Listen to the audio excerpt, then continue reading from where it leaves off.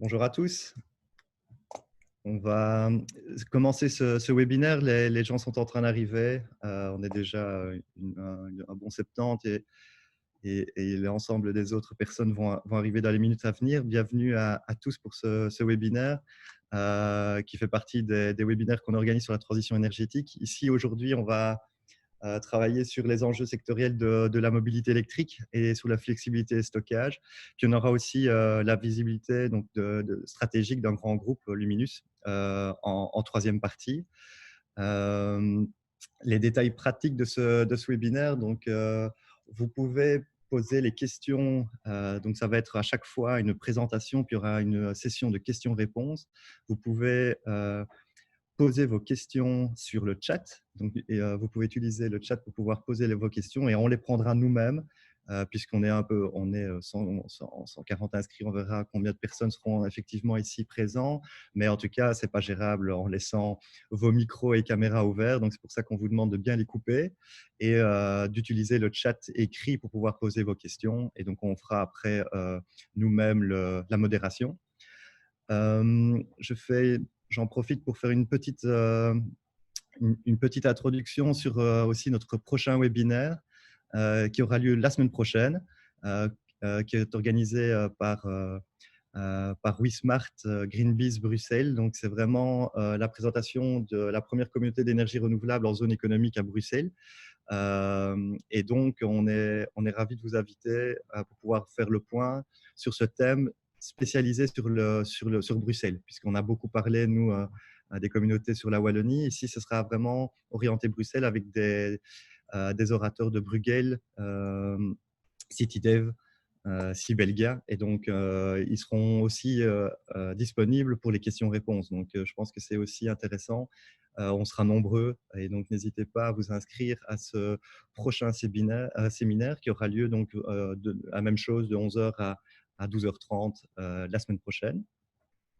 Et j'en profite aussi, juste un slide sur une opportunité qui va vous arriver, sûrement cet été ou maximum tout début septembre. On vous enverra un email pour pouvoir en fait euh, utiliser une opportunité qu'on est en train de créer avec toute une série d'autres clusters dans la thématique de l'énergie et de la digitalisation dans le secteur de l'énergie. Donc, on a développé un projet avec une série de clusters étrangers, européens, donc dans le cadre de Smart Energy, qui est un consortium de clusters dans notre domaine.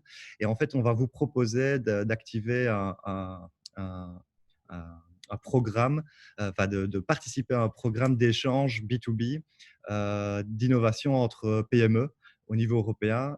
Donc, soit vous pouvez être supporté financièrement pour pouvoir aller rencontrer des PME qui sont dans vos domaines. Vous pouvez aussi aller rencontrer des acteurs d'innovation, donc des centres de recherche, des universités, des incubateurs étrangers. Donc, nous, on va faire une communication sur évidemment les acteurs que vous pouvez rencontrer. On va cibler ça sur une série de pays. On va commencer par la France, l'Italie, la Hongrie avec qui on travaille. Donc, c'est un service qui est proposé par TUID et Flux 50 en Belgique. Et donc, je pense que ce serait une belle opportunité pour pouvoir vous connecter à partir de fin de l'année. Donc, on va commencer à communiquer actuellement, vous intégrer dans le processus et pour pouvoir après profiter du service qui sera disponible et donc avec des soutiens financiers à la clé. Et vous pouvez être aussi, donc, soit participer et donc aller à l'étranger, typiquement pour, par exemple, 3 jours et être financé pour ce faire. Ou alors, vous pouvez être aussi host, si vous êtes un acteur, par exemple, d'innovation, un centre de recherche, vous pouvez accueillir des PME étrangers. Et donc, c'est aussi une manière d'activer ce service-là. Donc là, on vous relancera. C'était l'occasion d'un petit peu faire un spot sur cette opportunité-là. Le programme du jour, donc on est ravis d'avoir 3 super orateurs aujourd'hui. On va commencer directement par la mobilité électrique et par l'aspect LCA, les motorisations automobiles actuelles et toutes les alternatives qui existent. Et donc, je suis ravi de donner actuellement euh, la, le floor virtuel à Yves Toussaint, qui est le General Manager de Green Propulsion. Et donc, Yves, je vais, moi, arrêter de partager mon écran et tu vas pouvoir faire partager ton écran et activer ton micro pour pouvoir partager à l'ensemble des participants ta présentation. Merci Cédric. Est-ce que vous m'entendez bien? On t'entend très bien. Parfait. Je partage ma présentation. Est-ce que ça fonctionne? C'est parfait. Tout fonctionne. Je te laisse du coup. Okay. Bonjour à tous. Aujourd'hui, au nom de Green Propulsion, je voudrais vous parler des motorisations de véhicules, principalement les motorisations alternatives. Et en quelques mots, d'abord, pour introduire ma société, Green Propulsion. C'est une spin-off de l'Université de Liège, qui a été fondée en 2001, qui est spécialisée en fait dans les motorisations électriques et alternatives, donc sur l'aspect développement de prototypes ou de petites séries de ces motorisations. Ça nous a amené à travailler pour la plupart des constructeurs automobiles européens, et donc on a une relation un petit peu particulière avec eux, avec une vision avancée de ce sur quoi ils travaillent aujourd'hui, sur quoi ils sont en cours de développement, et aussi quelque part une vision avancée sur ce qui manque dans l'offre de ces constructeurs. Ce savoir-faire nous a aussi amené à développer un service d'assistance aux entreprises, l'assistance à l'électrification, ou à la verdification, on va dire, de leur flotte de voitures. Et c'est aussi très intéressant, ça va nous permettre de faire avancer le débat aujourd'hui. Je change de slide. OK. Faisons d'abord un bref aperçu de l'état de l'art, et plus particulièrement concernant les batteries. On a vu récemment une augmentation forte de la densité énergétique de ces batteries, c'est-à-dire qu'elles sont à même autonomie, moins lourdes, moins volumineuses. Et de pair, on a vu aussi une baisse significative de leur coût. Par contre, au contraire, un moteur important, ça reste toujours aussi l'anxiété des acquéreurs de voitures électriques, qui conduit, hélas, à un succès commercial important des batteries surdimensionnées. Notamment pour les véhicules urbains, on voit que l'autonomie est de 250 km, ce qui est largement plus que ce qui serait nécessaire. Et pour les limousines ou SUV, on atteint jusqu'à 100 kWh de capacité batterie, ce qui donne une autonomie de 400 km. C'est énorme pour ce véhicule. Celui qui a effectivement besoin d'une autonomie de 400 km de manière régulière, on peut se poser la question de est-ce qu'une voiture électrique lui convenait bien ou d'autres solutions étaient plus intéressantes. Alors avec vous, je voudrais faire un petit calcul. Estimons que la durée de vie d'une voiture hors batterie est d'environ 250 000 km. Si vous y installez des batteries qui ont une durée de vie de 10 ans ou de 2500 à 3000 cycles de décharge, ça vous donnera une capacité de ces batteries à faire 400 km fois 2500 cycles, c'est-à-dire 1 million de kilomètres. En d'autres termes, une telle batterie, assez courante sur des limousines ou SUV, est sous-utilisée. Elle n'est utilisée qu'à 25% de sa capacité. Je précise aussi que le recyclage en fin de vie, lorsqu'il sera mis en place, ne résout pas ce problème de surutilisation des matériaux de batterie, et particulièrement de certains matériaux qui peuvent s'avérer dommageables pour l'homme, comme le cobalt extrait dans des conditions tout à fait artisanales au Congo, ou encore dommageables pour l'environnement, tel le lithium qui est extrait au Chili sous un magnifique salar, mais malheureusement qui risque de passer à la trappe. Ensuite, passons à l'état de l'art en ce qui concerne les véhicules hybrides. D'une manière assez étrange pour moi, ces véhicules sont aujourd'hui positionnés en haut de gamme et subissent une contrainte importante, c'est d'avoir un encombrement qui soit compatible avec le restant des motorisations du modèle, qui sont principalement des motorisations thermiques. Donc ça nous conduit toujours à une architecture que j'ai un petit peu schématisée en bas à droite du slide. Donc le plus simple, ici c'est le schéma représentant une voiture de type propulsion, comme on trouve chez de nombreux constructeurs allemands. Le plus simple, c'est d'avoir diminué un petit peu la taille du moteur thermique. On a remplacé un 6 cylindres par un 4 cylindres et on intercale un moteur électrique, vous avez en vert ici, entre ce moteur et la boîte de vitesse inchangée. C'est parfait pour les constructeurs, ça leur permet de garder une architecture commune à la plupart de leurs modèles. Par contre, c'est une catastrophe en termes d'optimisation d'hybride. La boîte de vitesse doit subir les efforts du moteur thermique plus du moteur électrique. Donc, c'est une boîte de vitesse très, très costaude. Plus grave encore, lorsqu'on est en mode électrique pur, lorsque l'embrayage entre le moteur thermique et électrique est ouvert, le moteur électrique entraîne la voiture au travers de cette boîte de vitesse, souvent automatique, avec le problème bien connu d'avoir des pertes. Et donc, pour compenser ces pertes, on est obligé de surdimensionner le pack de batterie pour pouvoir avoir l'autonomie désirée. En termes de capacité électrique de ces propositions hybrides, on voit qu'on recherche des capacités élevées.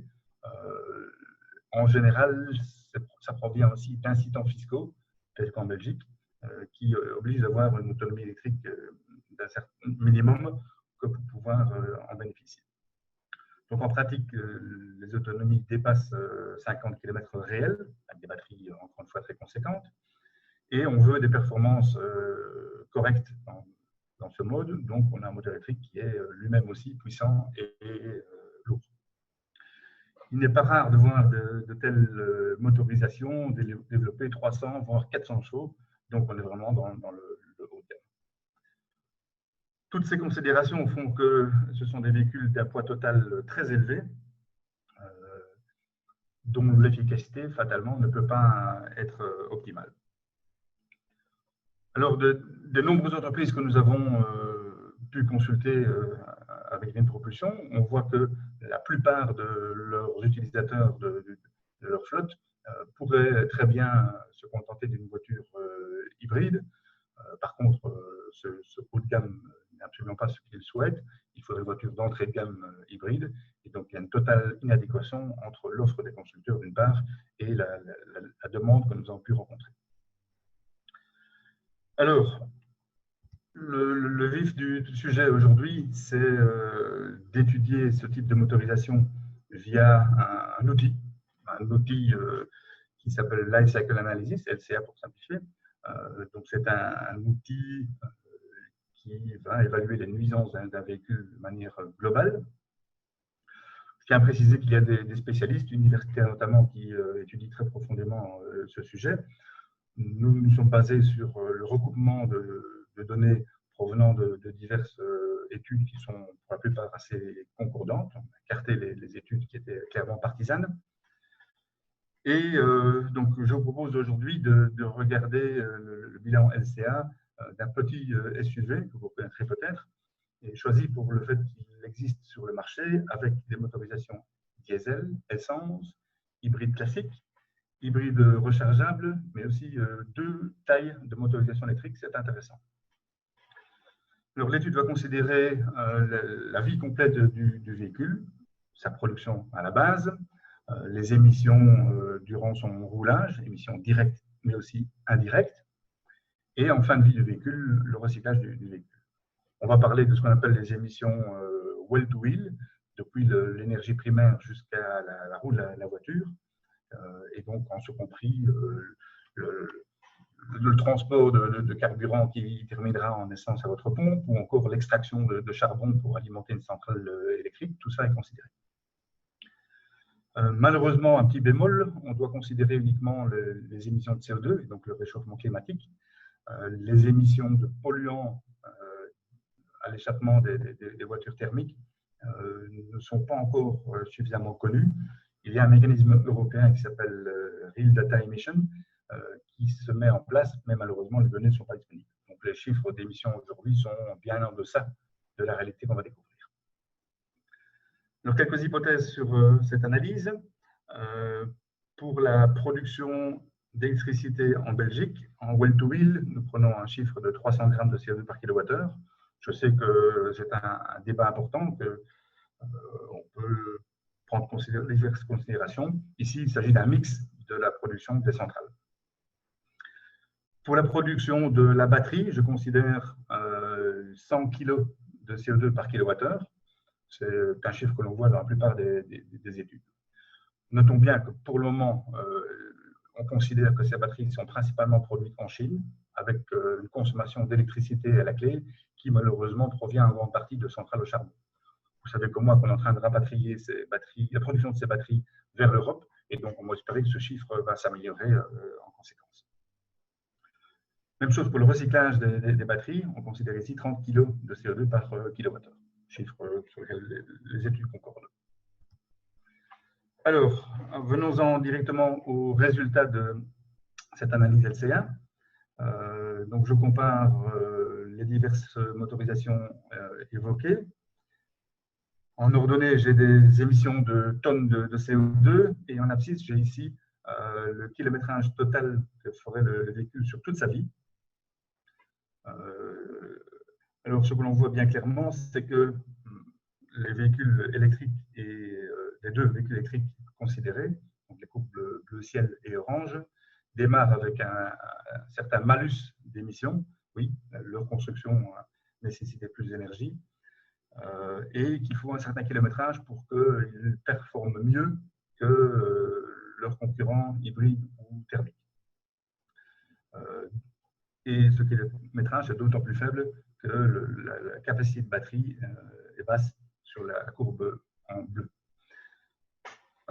Notez un peu un genre de paradoxe, c'est que si vous souhaitez aider votre grand-mère à acheter la voiture qui lui convient, elle utilise cette voiture pour aller à la messe tous les dimanches et faire ses courses une fois par semaine, donc elle fait 2000 km par an, elle va garder cette voiture 10 ans, ça va faire 20 000 km, mais de manière assez étrange, le choix naturel serait de lui recommander une voiture électrique. Eh bien non, parce que la surénergie nécessaire pour produire et recycler cette voiture pèsera lourd dans la balance. Vous voyez que pour 20 000 km x 10 ans, 2000 km x 10 ans, 20 000 km, ce ne sont pas des véhicules qui sont intéressants. Les mêmes résultats selon des chiffres plus connus de grammes de CO2 par kilomètre. Les conclusions sont bien sûr les mêmes, les groupes se croisent aux mêmes endroits, mais ceci pour vous dire que les chiffres d'émissions que l'on trouve, de l'ordre de 200 à voire 300 grammes de CO2 par kilomètre, sont bien supérieurs à ce que l'on annonce à l'échappement des voitures aujourd'hui.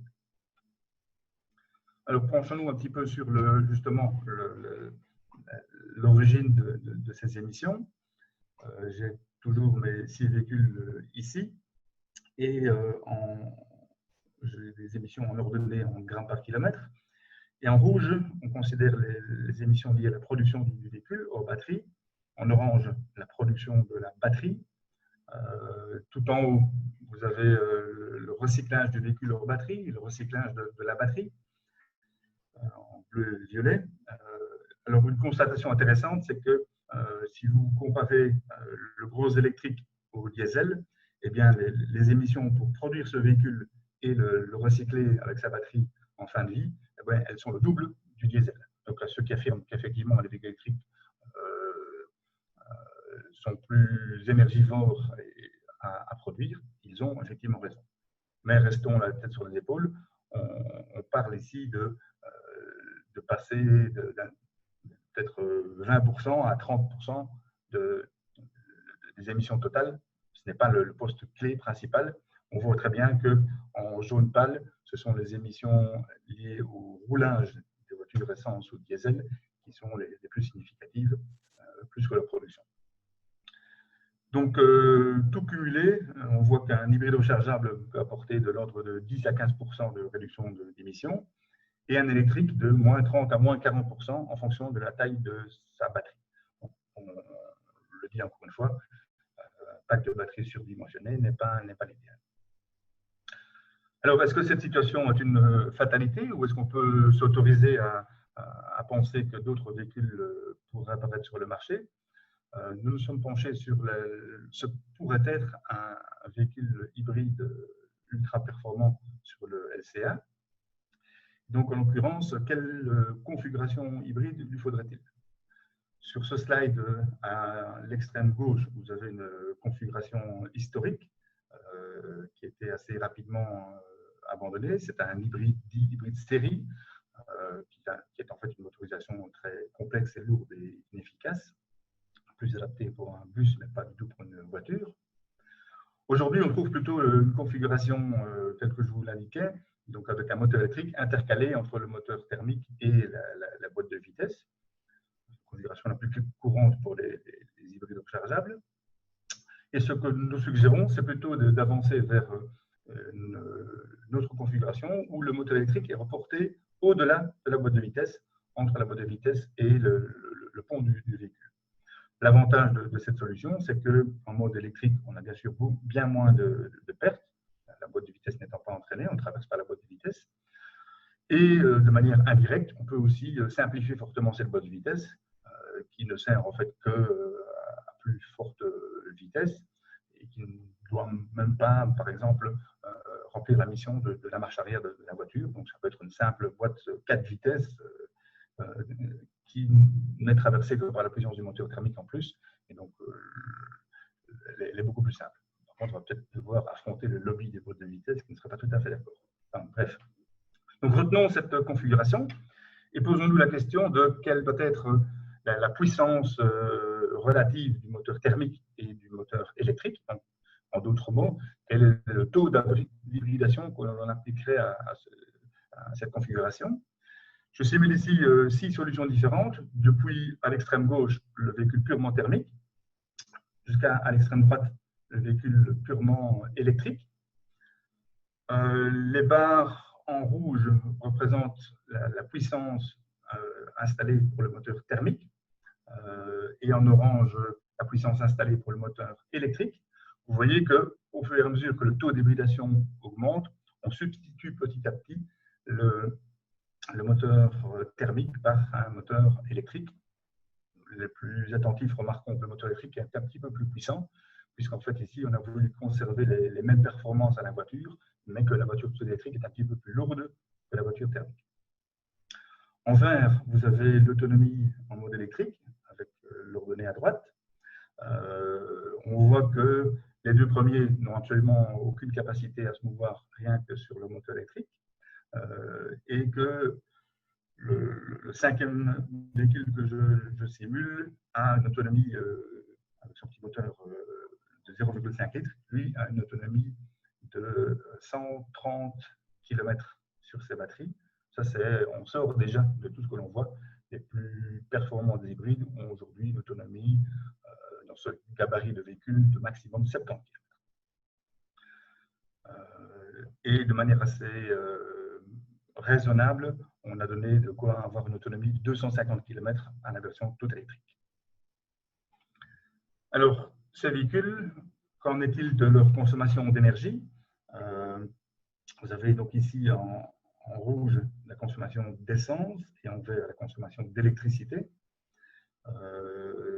Oui, donc plus l'autonomie électrique est importante, plus le kilométrage qu'on fera en mode électrique est important, plus on en profitera pour recharger ce véhicule à la prise, et donc plus il consommera d'électricité. Notons que pour toujours ce cinquième hybride, avec le petit moteur thermique de 0,5 litres, sa consommation d'essence tombe à quasiment zéro, elle est de à peine 0,2 litres au 100. C'est normal. La plupart du temps, ce véhicule va rouler en mode électrique. Alors, qu'est-ce que ça donne en termes de LCA? Ben, ici aussi, pas de surprise. Si je regarde les tonnes de CO2 émises, les véhicules électriques émettent plus au départ. Sans surprise aussi, les véhicules à essence ou en rouge ou en vert sont très émetteurs en kilométrage élevé, parce que ces véhicules n'ont pas d'autonomie en électrique pure, ils ne peuvent pas profiter du fait qu'ils rechargent leur batterie sur le réseau. Ce sont des hybrides non rechargeables. Par contre, ce qui est intéressant, c'est donc que le meilleur performeur, pour finir, devient notre hybride 0,5 litres, qui fait mieux que la version toute électrique depuis sa sortie de l'usine jusqu'à son autonomie maximum. OK. Si je regarde maintenant la ventilation des émissions poste par poste, j'arrive donc ici à un total assez intéressant. Plus mon taux d'hybridation augmente, plus j'ai un véhicule qui réalise un excellent LCA par rapport à la référence ici essence, et on peut descendre jusqu'à moins 53% d'émissions. C'est bien mieux que l'hybride existant sur le marché que j'avais retenu, qui pour rappel était à moins 13%. Donc il y a un grand pas à réaliser. Notons, je me répète, que cet hybride est plus intéressant qu'un électrique pur, et l'explication en vient, c'est vrai qu'il consomme un petit peu d'essence, mais on voit que ça représente peu de choses, mais ce véhicule est surtout plus léger que la voiture électrique et a une beaucoup plus petite batterie, 25 kWh au lieu de 50 kWh, et donc l'énergie pour produire et recycler cette batterie est bien moindre. On voit qu'on passe ici en l'occurrence pour la production de 25 à 13 grammes par kilomètre. En orange.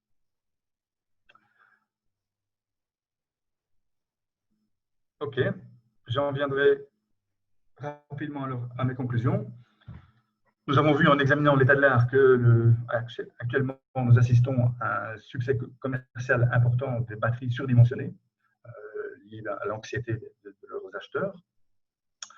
On a vu aussi qu'il y a une inadéquation totale entre l'offre hybride surmotorisée et la demande d'une part, mais aussi ce que l'on pourrait faire techniquement. L'étude LCA s'est avérée un outil intéressant pour évaluer d'une part les motorisations existantes et d'autre part aussi pour en faire quelque part un outil d'optimisation d'une motorisation à venir. L'hybride sur lequel nous sommes arrivés a une configuration hybride différente.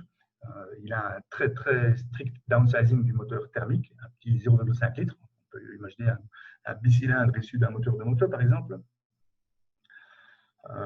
Cet hybride, c'est plutôt un range extender, c'est-à-dire qu'on va utiliser ce véhicule principalement comme véhicule électrique et les quelques rares fois où on fait un trajet plus conséquent, ce moteur thermique sera capable d'entraîner le véhicule. Je n'ai pas précisé, mais ce 0,5 litres qui développe 30 kW, ça fait 40 chevaux, il est largement capable de vous maintenir à 130 km/h sur une autoroute française ou allemande sans faire appel à l'électricité. Ça fait partie du cahier des charges. C'est aussi la raison pour laquelle on n'a pas suggéré un hybride avec un downsizing des moteurs thermiques encore plus conséquent.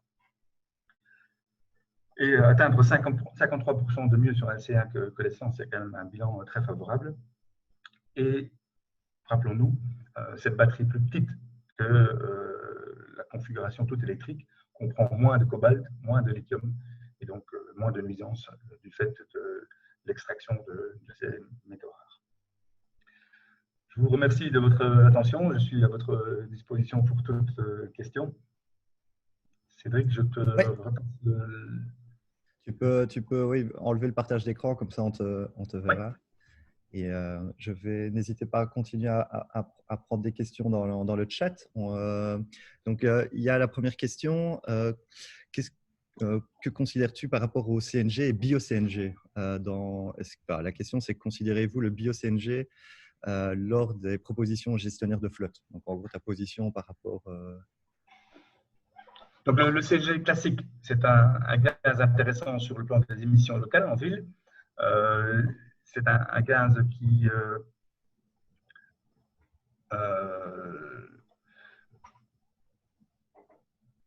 peut réduire à quasiment rien les nuisances vraiment locales. Par contre, sur l'aspect CO2 qui nous préoccupait aujourd'hui, il ne fait guère mieux que le diesel.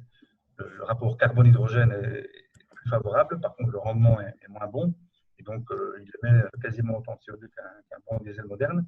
Et donc je n'ai pas pris en considération parce qu'il ne fait pas mieux. Si on parle maintenant de biogaz, le débat est tout autre. Effectivement, ça pourrait être plus intéressant en termes de CO2, mais bon, l'Europe et les États européens ont choisi que les biocarburants, il était préférable de les intégrer dans le carburant d'origine.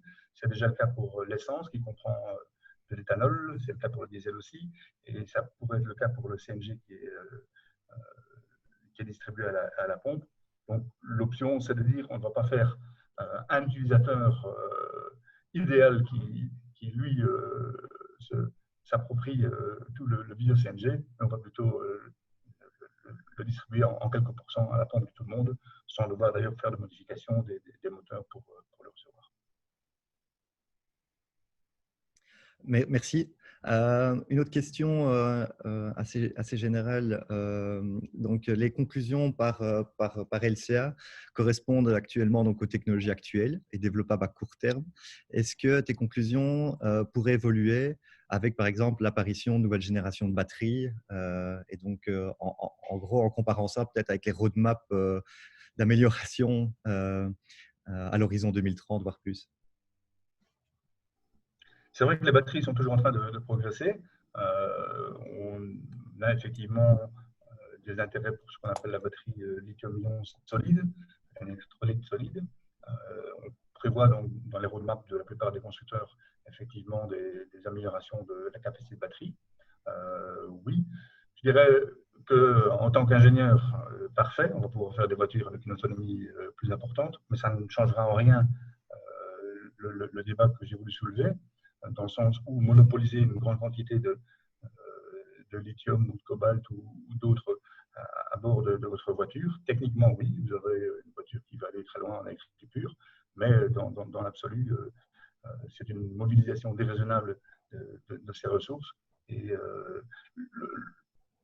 la proposition que j'ai faite est plutôt à considérer comme étant une manière de ramener la taille des batteries à une valeur raisonnable grâce à ce petit moteur thermique de dépannage, on va dire. Mais l'objectif premier, c'est de ne pas rentrer dans la course à l'augmentation des performances de batterie, mais rester sur une taille raisonnable. Okay. Et penses-tu que la méthode que tu as fait, on pourrait réutiliser en fait la même méthode, mais en utilisant par exemple un mix énergétique à 150 grammes de CO2 et par exemple de batteries produites à 50 kg de CO2? Donc, en gros, est-ce que en fonction des évolutions, on peut venir relativement facilement refaire des calculs? Parce que c'est vrai que c'est intéressant de se dire, tiens, si on est dans un positionnement de production quand même massive d'énergie renouvelable, on peut diminuer ce LCA. Oui, ça reste un calcul qui doit être dynamique, qui doit être mis à jour régulièrement, c'est vrai. C'est vrai qu'on a de grands espoirs sur une production d'électricité plus verte en Belgique, et puis je le disais, sur le rapatriement de la production des batteries en Europe avec peut-être de meilleures performances environnementales. Donc, c'est une comparaison qui doit rester dynamique, effectivement. Mais gardons à l'esprit que c'est bénéfique pour le véhicule tout électrique, mais c'est aussi bénéfique pour le véhicule hybride qui ne consomme quasiment que de l'électricité. Ok, alors je vais prendre il y a deux dernières questions, une que j'ai reçue en message privé et la dernière question aussi de Xavier Gillon. La première, quelle est ta position par rapport au camion hydrogène? C'est-à-dire, est-ce que l'hydrogène, enfin, là on n'a pas parlé d'hydrogène, est-ce que c'est une alternative pour par exemple des gros véhicules? L'hydrogène n'existe pas à l'état naturel, donc il faut le produire, soit à partir de reforming de gaz naturel ou autre, soit à partir le plus souvent d'électrolyse d'eau. Et donc l'énergie à la base, c'est l'électricité. La plupart des études, tout comme nous, indiquent que si vous avez à la base de l'électricité et que vous la poussez dans des batteries plutôt que dans la longue filière de multiples conversions qu'est l'hydrogène, votre électricité devra d'abord devenir de l'hydrogène dans un électrolyseur. Vous devez transporter votre hydrogène, vous devez le stocker à très haute pression et vous ne pouvez pas récupérer la pression à la sortie de ces réservoirs. Et puis à bord de la voiture, vous convertissez de nouveau cet hydrogène en électricité, puis l'électricité en mécanique aux roues. Donc, toutes ces multiples conversions ont un rendement, malheureusement, qui ne peut pas être de 100%. Et donc, avec la même quantité d'énergie électrique à la base, vous ferez 2,5 fois moins de kilomètres en passant par cette longue filière hydrogène. Donc, je conclurai que pour la plupart des véhicules, tant que nous ne produirons pas d'électricité en quantité surabondante dont on ne sait que faire, eh bien non, le stockage dans des batteries est préférable. Par contre, le débat peut être un petit peu différent pour les véhicules amenés à faire de très longues distances, peut-être un transport international routier. pour qui des batteries, on vient de le dire assez longuement, ne serait pas la bonne solution non plus. Et peut-être que pour ces véhicules, ça présente du sens.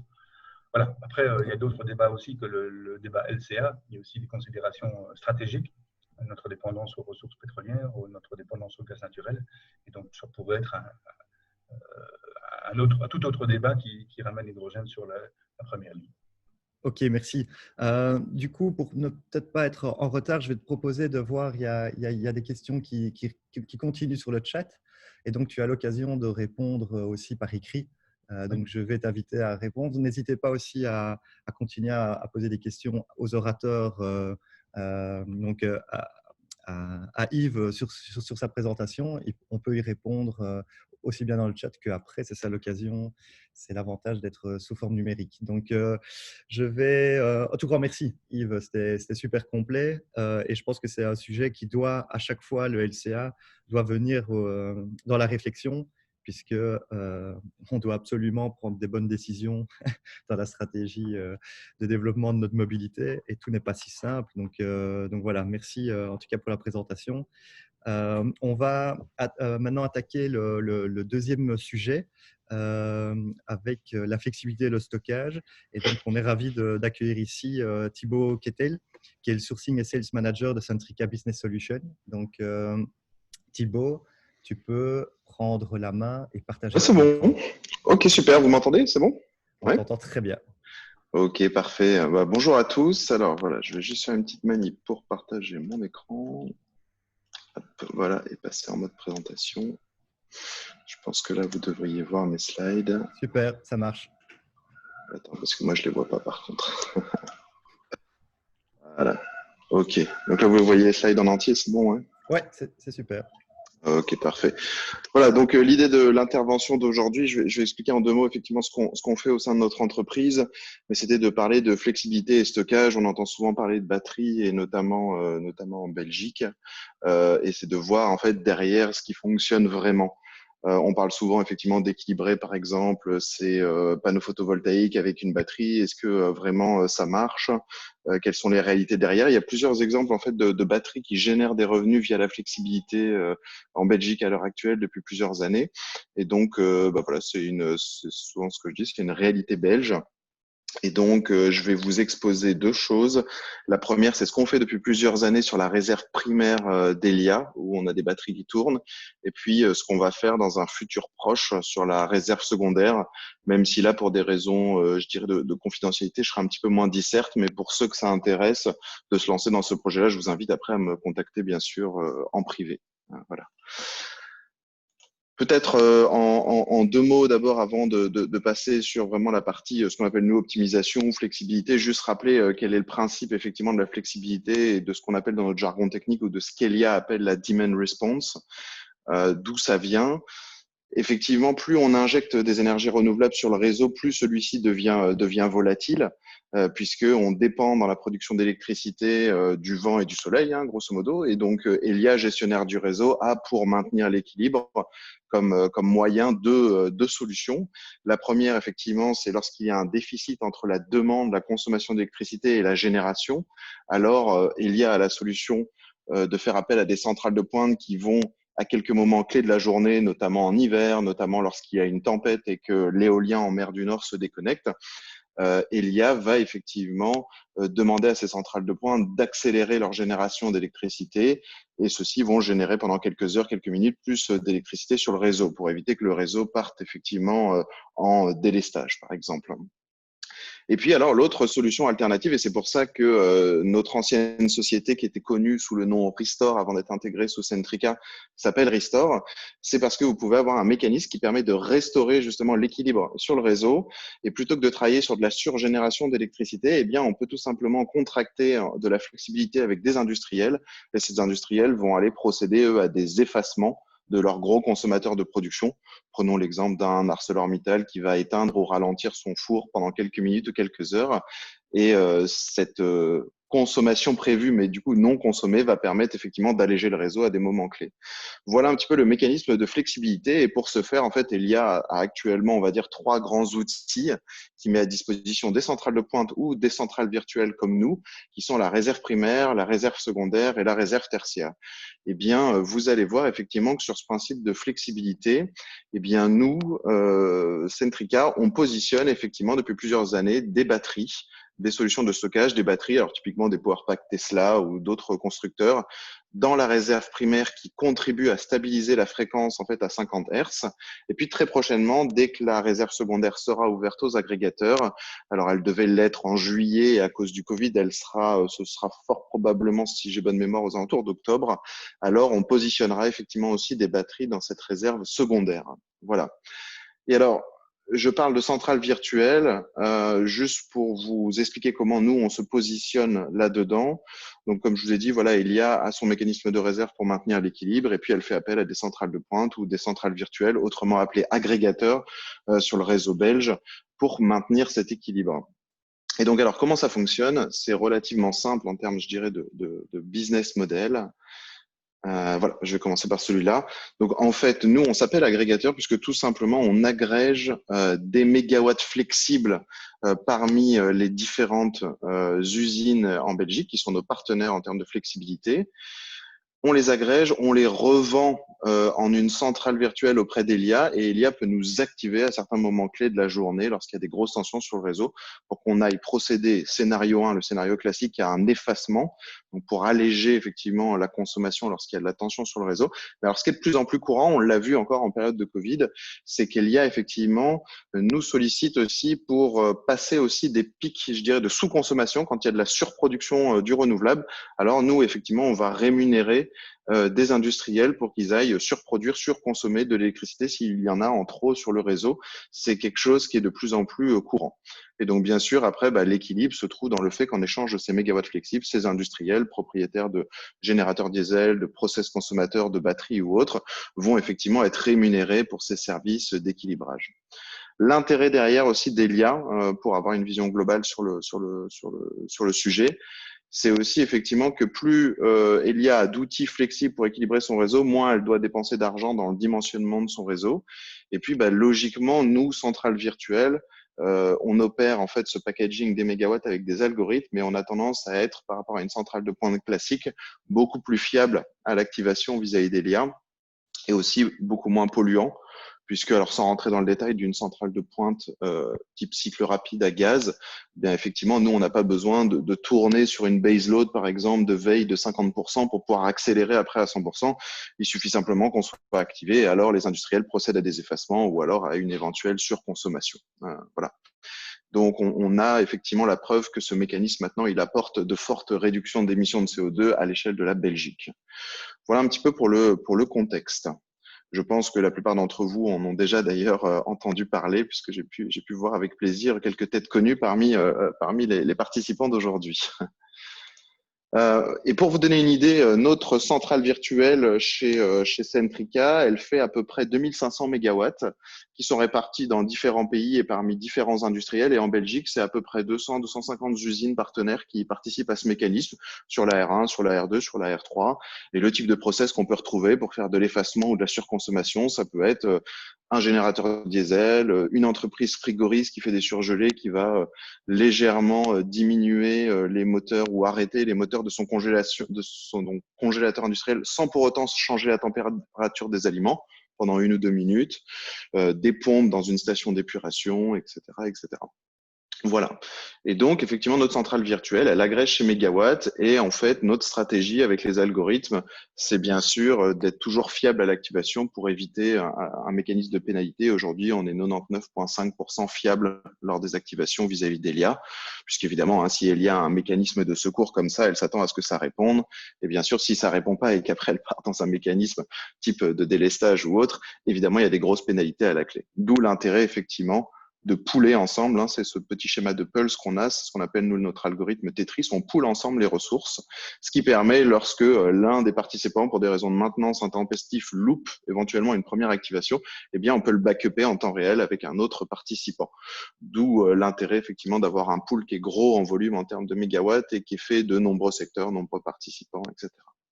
Et donc, parmi les membres de ce pool, il y a des investisseurs privés ou des industriels qui ont investi dans des batteries, ou Centrica, effectivement, qui a investi dans des batteries et qui opèrent ces batteries-là en Belgique, connectées au réseau Elia pour aller contribuer sur la R1 et sur la R2, notamment à stabiliser la fréquence. Et c'est ce que je vais vous montrer à partir de maintenant.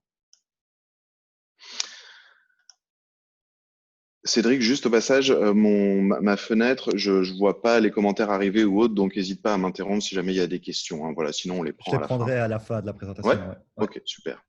Voilà, alors le produit qu'on fait tourner depuis 2017-2018 et qui marche très bien avec des batteries, c'est la réserve primaire, même si à l'avenir, on a tendance à penser que c'est pas quelque chose qui va durer encore pendant très très longtemps.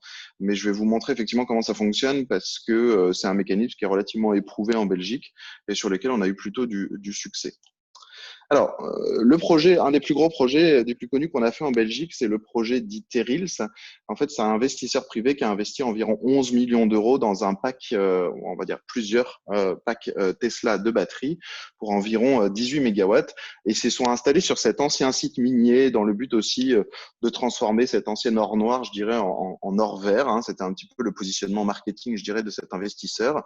Et puis, en fait, il y a beaucoup de renouvelables sur ce site-là. Et l'investisseur nous a dit, voilà, moi, j'ai encore de la place sur mon terrain, je peux investir dans des batteries. Mais par contre, pour l'instant, j'ai pas de retour sur investissement puisque effectivement, ça vaut pas encore le coup aujourd'hui d'aller stocker l'énergie surproduite par un PV dans une batterie, vu le coût d'une batterie actuellement. On ne peut pas uniquement vivre de ça. Et donc, on l'a approché en lui disant, bah, écoutez, nous, si vous êtes intéressés, ces batteries-là, nous, on peut s'en servir, on peut les positionner sur la réserve primaire de la façon dont je vais vous l'expliquer maintenant. Et normalement, on devrait pouvoir vous garantir un retour sur investissement aux alentours de 6-7 ans sur cet investissement d'environ 11 millions d'euros. Alors concrètement, comment ça fonctionne? Ça fonctionne de la manière suivante. Donc en fait, la réserve primaire, elle est subdivisée en différents produits. Il y a la R1 Down, la R1 100 et la R1 Up. Et alors, sans rentrer dans des détails trop techniques, histoire de ne pas vous perdre, ce qu'il faut comprendre, c'est que la fréquence du réseau doit toujours être stabilisée à 50 Hz. Et de temps en temps, la fréquence, suite à des événements réseau, dévie. Et lorsqu'elle monte et qu'il y a trop d'électricité sur le réseau, alors Elia doit trouver effectivement dans son réseau des assets qui sont capables de faire de la baisse de génération ou alors des assets qui sont capables de surconsommer.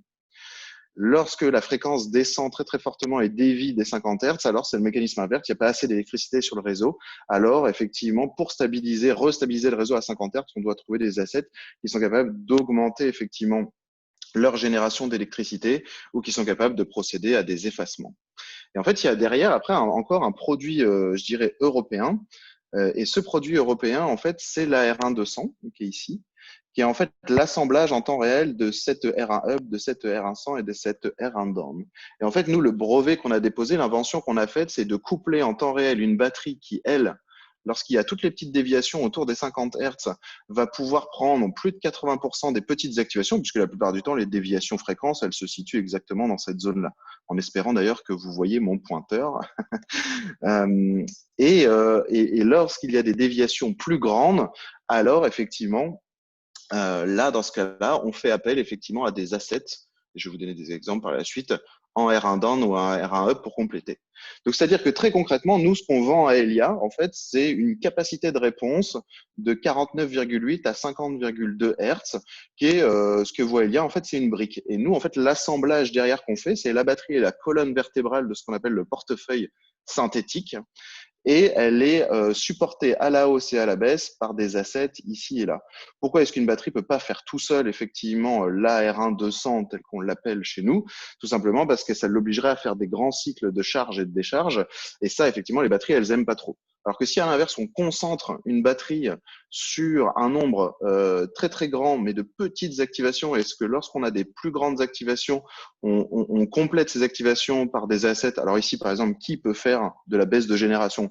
Bah, tout bêtement, un industriel qui aurait une cogénération et qui, 3-4 fois par semaine, accepte qu'avec notre algorithme, on vienne baisser légèrement sa génération d'électricité avec sa cogénération des activations d'environ 2 minutes. Ça veut dire 3-4 heures de sollicitation maximum par an. Donc, en gros, là, on peut pas vraiment chiffrer une perte de certificat vert ou une perte de business case, sachant que, bien sûr, ici, on rémunère les participants.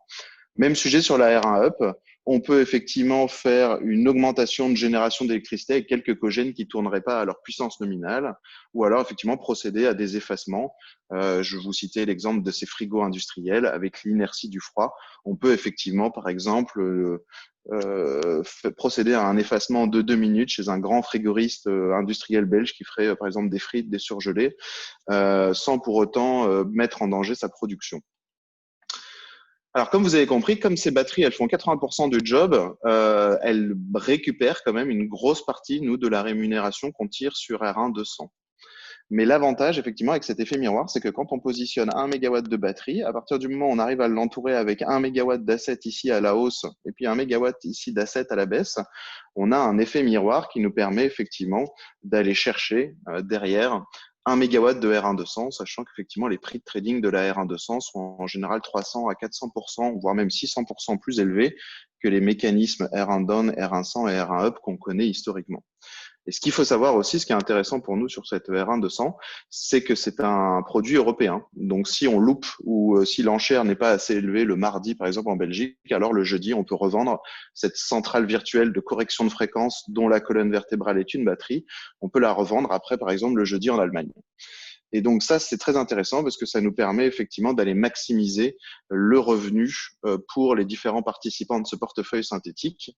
Et alors quand je dis revenu, au-delà de la partie financière, bien sûr, ce qui intéresse Elia dans le mécanisme derrière cette contrepartie financière, c'est bien sûr le fait qu'on contribue très fortement à stabiliser le réseau.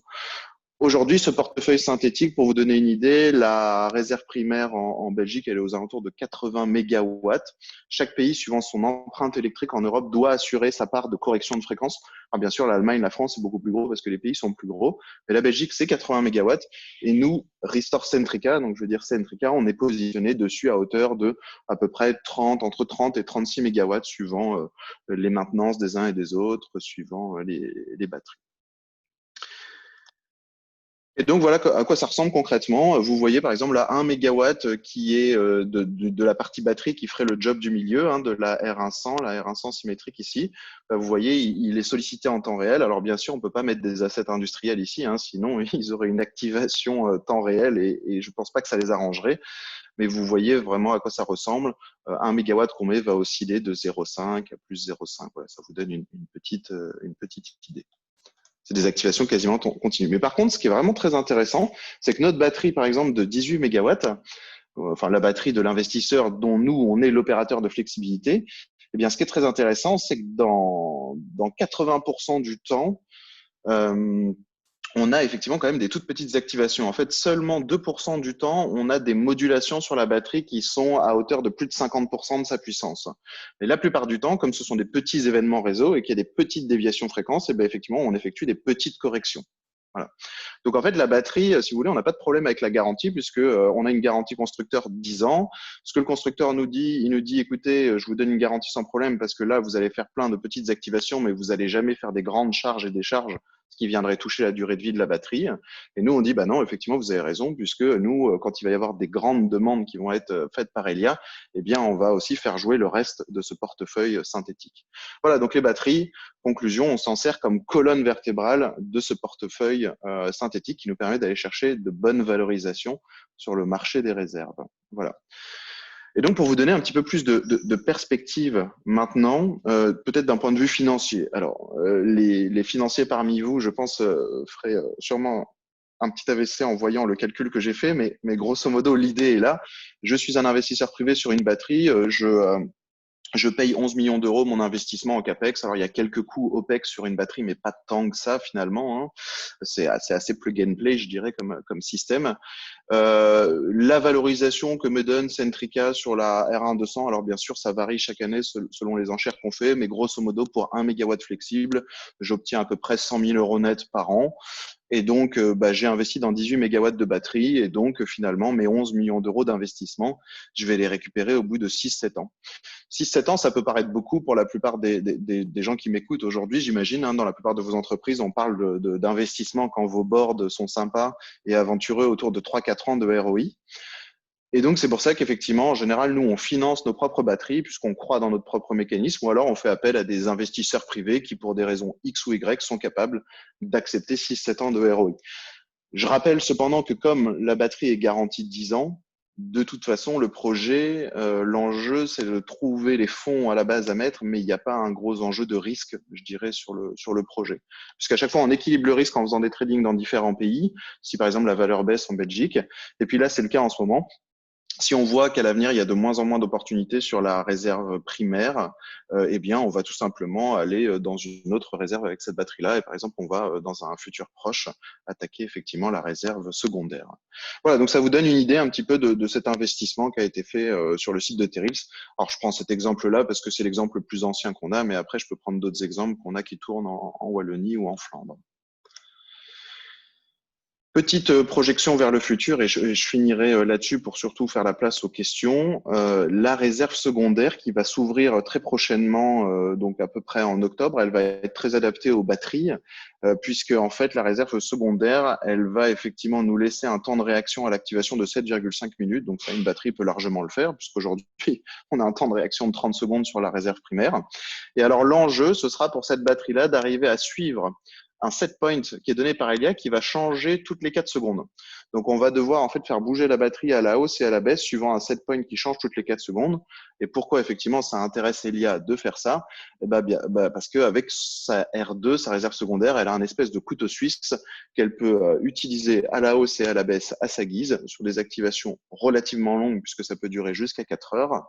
Et donc, ça va être vraiment une réserve hybride entre l'AR1 correction de fréquence et la réserve tertiaire 850 mégawatts qui sont la dernière réserve de secours avant les plans de délestage. Et donc, voilà, elle va avoir un outil hybride qui va lui permettre effectivement d'aller piloter son équilibre réseau en temps réel. Bien sûr, comme cette réserve, elle est très difficile à piloter, elle va être très fortement rémunérée. Et alors, sans vous dévoiler trop de secrets de fabrication de ce qu'on est en train de faire de notre côté, notre stratégie va être la suivante. On va continuer avec le mécanisme un petit peu type R1. On va positionner une batterie en colonne vertébrale de notre portefeuille réserve secondaire. Et puis, lorsqu'on aura des activations plus longues, ou lorsque la batterie sera un petit peu déchargée, ou lorsqu'on aura des activations qui iront trop haut ou trop bas, alors en temps réel, on aura des assets qui viennent de chez nos clients, qui viendront supporter la batterie pour faire ce qu'on appelle de l'energy management. Donc voilà, venir remplacer la batterie, par exemple, pendant une demi-heure lorsqu'elle part en chargement. Voilà un petit peu les perspectives qu'on a. Et donc là, on est aujourd'hui en train de mettre en service 3 gros projets batteries supplémentaires en Belgique qui sont, allez, on va dire, d'une taille entre, pour les plus petits, 2 mégawatts jusqu'à, je pense, aux alentours de 20 mégawatts. Qui vont continuer à venir poser des piliers effectivement dans notre portefeuille. Alors quand je dis dans notre portefeuille, parce que je raisonne toujours par rapport à l'intérêt de nos clients derrière, mais il faut pas oublier qu'effectivement plus vous avez de batteries en Belgique, plus le réseau effectivement se stabilise. Quand je dis des batteries, effectivement, il faut parler de batteries d'une certaine taille, mais voilà, sur des projets, on va dire entre 5 et 50 mégawatts, il y a un fort intérêt en Belgique pour aller investir dans des batteries, à condition effectivement qu'en tant qu'investisseur, vous acceptiez un retour sur investissement qui soit supérieur effectivement à 5 ans, mais bien inférieur à 10 ans, puisqu'on est toujours assez conservateur dans les chiffres qu'on communique. Et alors, du coup, je finirai là-dessus et je me suis amusé à réfléchir à ça avec mes collègues. En fait, on a décliné ce business model de batterie sous plein de concepts différents, du coup.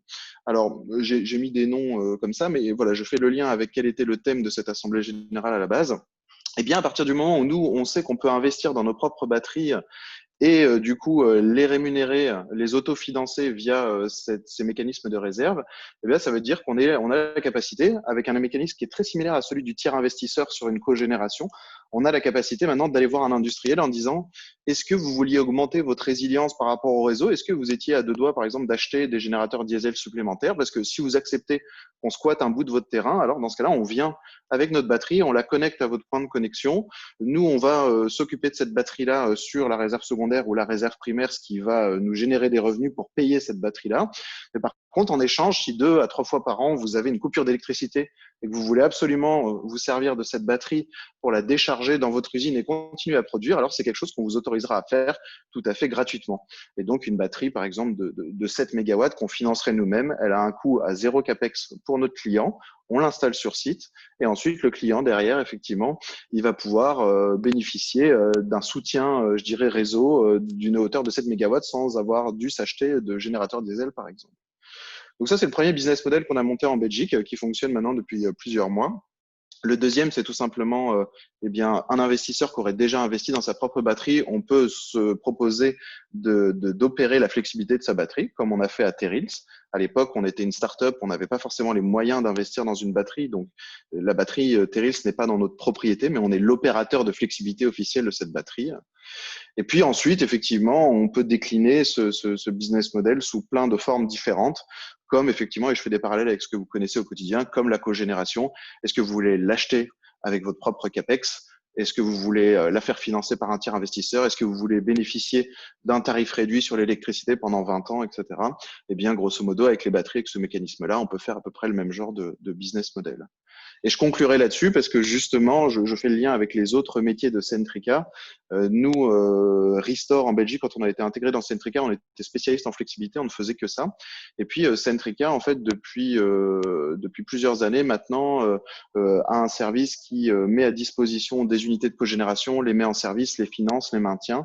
On en a environ 600 qui tournent sur le Benelux actuellement. Un département qui s'occupe effectivement de financer, mettre en service, maintenir des batteries pour des gros industriels. On fait aussi des projets de génération décentralisée type turbine à vapeur, turbine à gaz.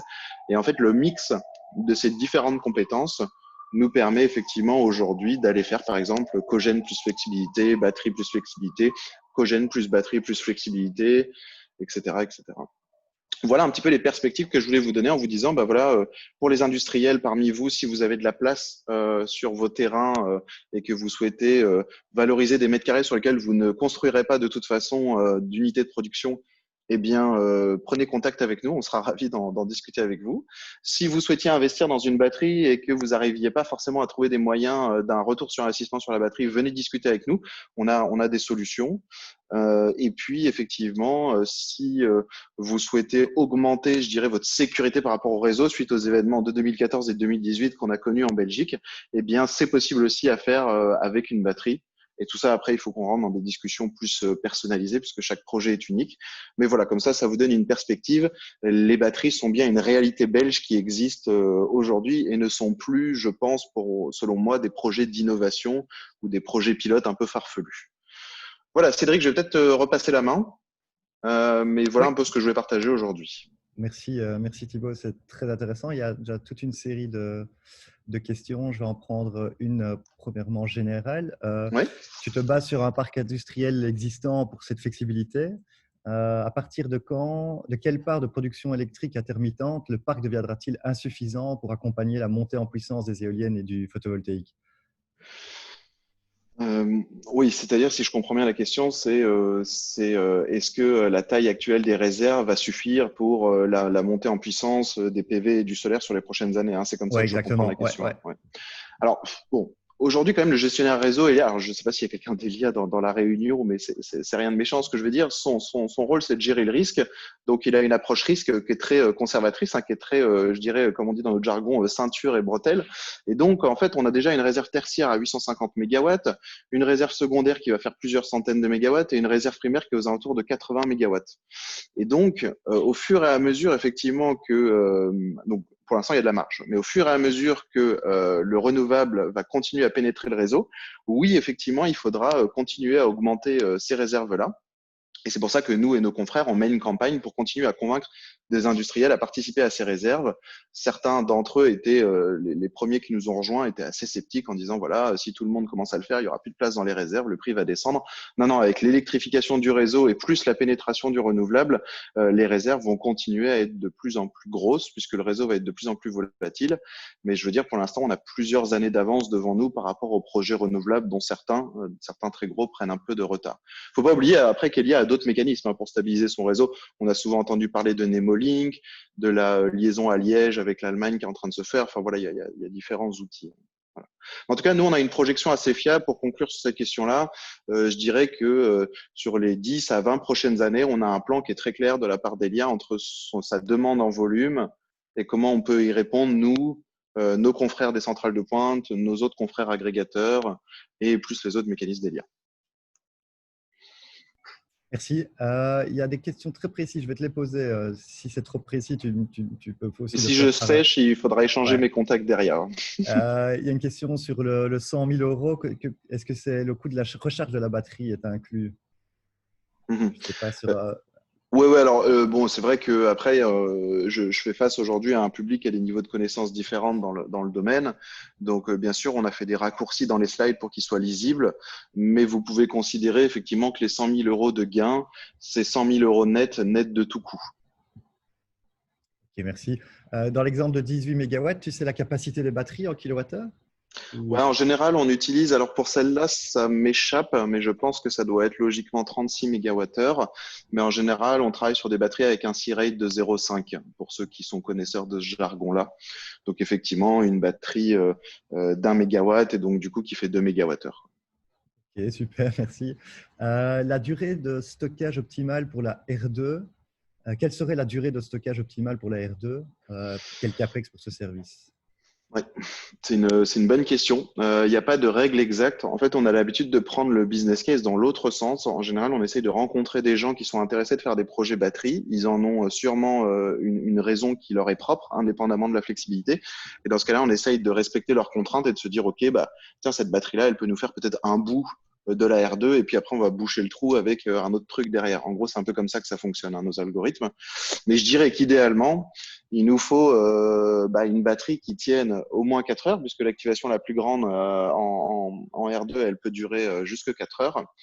Et derrière, effectivement, dans ces 4 heures-là, il faut qu'elle puisse nous dissiper la plus grande puissance.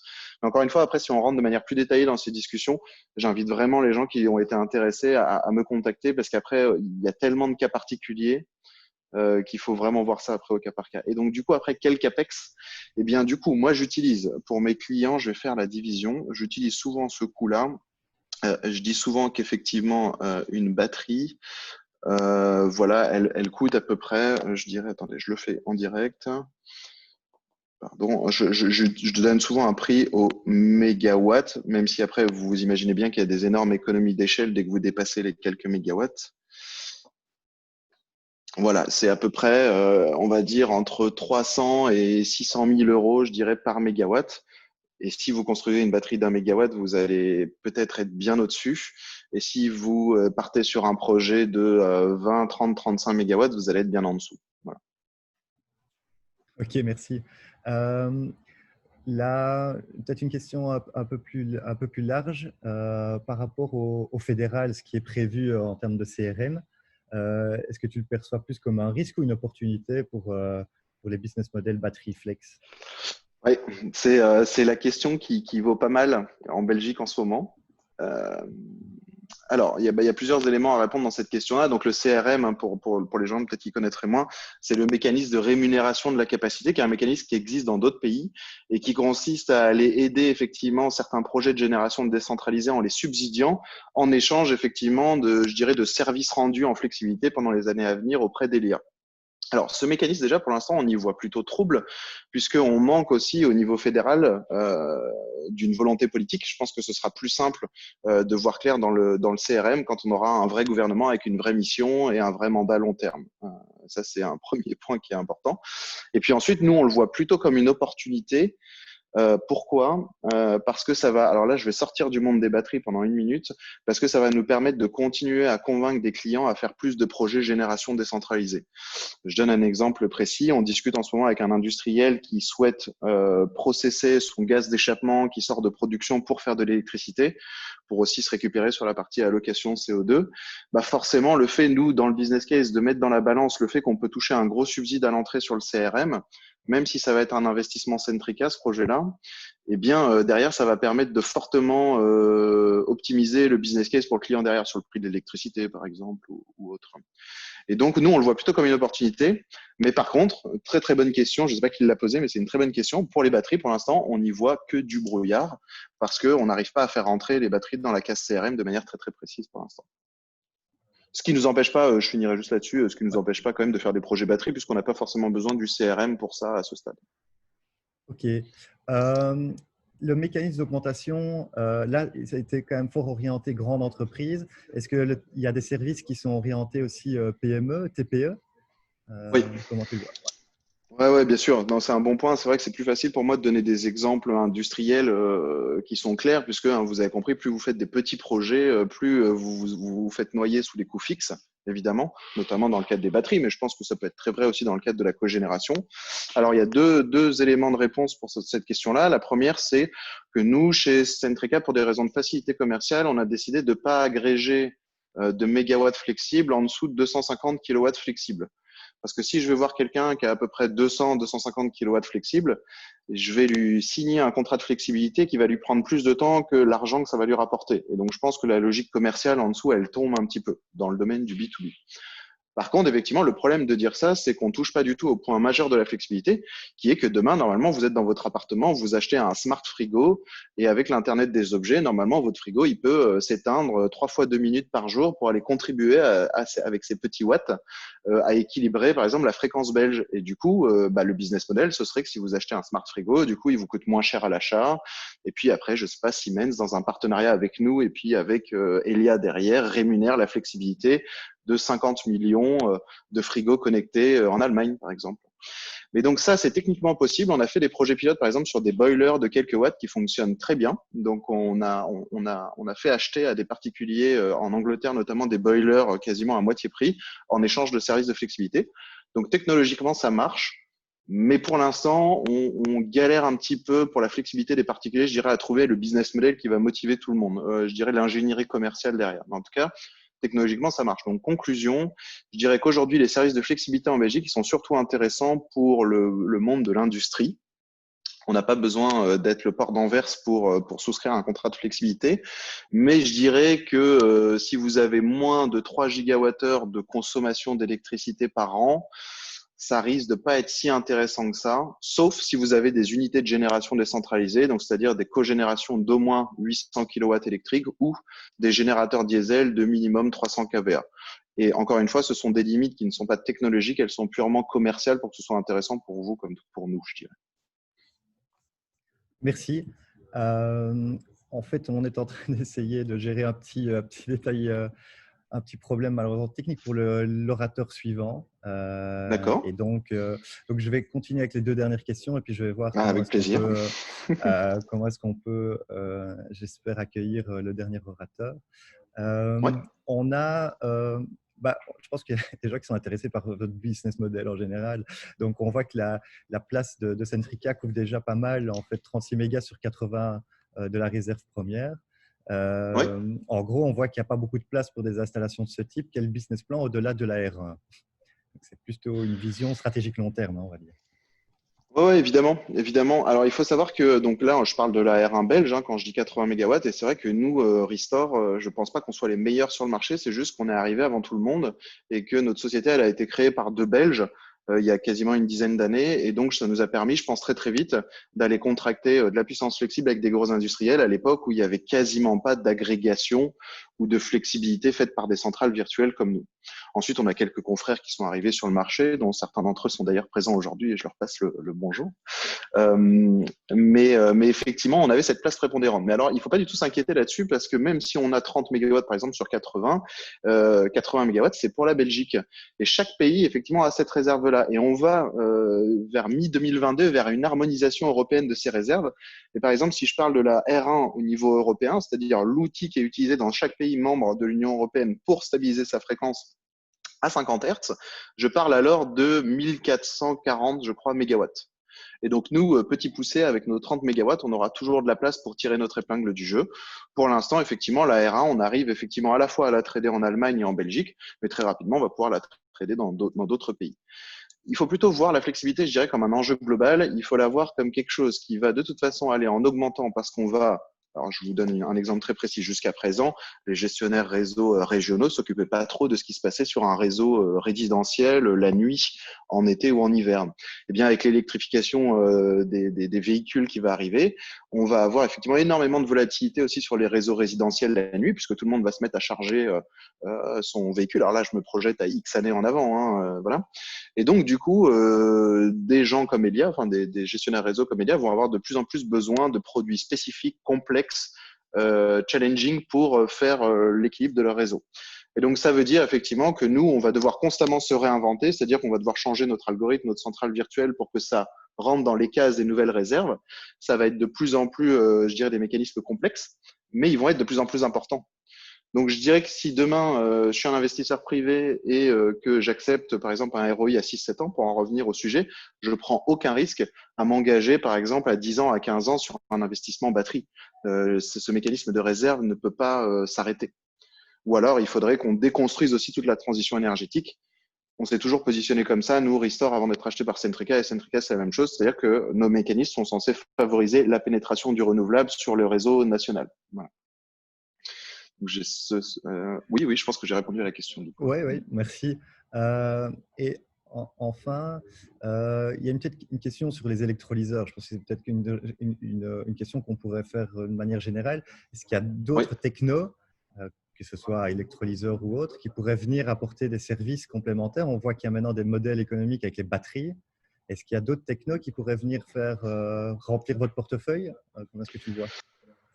Oui, alors je ne sais pas si je me suis bien exprimé, mais notre portefeuille, on n'a que quelques batteries dedans. Notre portefeuille de flexibilité en R1, en R2, en R3, il est avant tout composé de process de production, les broyeurs d'un cimentier, les pompes d'une station d'épuration, les générateurs diesel d'un data center, l'électrolyse de grands chimistes belges dont le nom va sûrement vous venir en tête quand je dis ça.